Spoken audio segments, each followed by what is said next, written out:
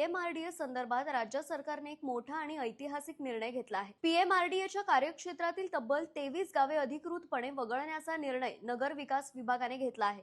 या निर्णयामुळे पुणे जिल्ह्यातील राजकीय आणि प्रशासकीय वर्तुळात मोठी चर्चा सुरू झाली आहे।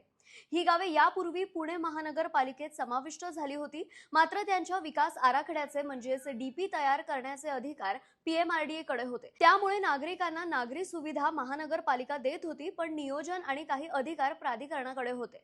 यामुळे दुहेरी कारभार निर्माण झाला होता आणि कामांमध्ये अनेकदा विलंब होत होता। रस्ते, पाणी पुरवठा, मलनिसारण यांसारख्या मूलभूत सुविधांसाठी नागरिकांना त्रास सहन करावा लागत होता। दोन्ही संस्था एकमेकांवर जबाबदारी ढकलत असल्याच्या तक्रारीही समोर येत होत्या। या पार्श्वभूमीवर ग्रामस्थांनी पीएमआरडीएतून वगळण्याची मागणी केली होती।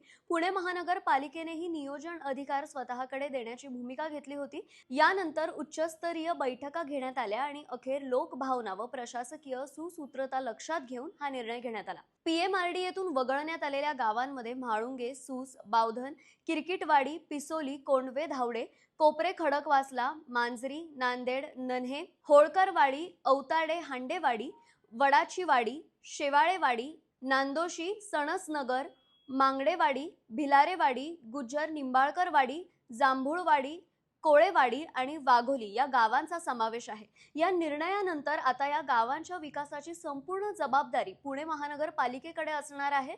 त्यामुळे विकास कामांना वेग येणार का, नागरिकांच्या समस्या सुटणार का आणि दुहेरी कारभार संपणार का, हे येणाऱ्या काळातच स्पष्ट होईल।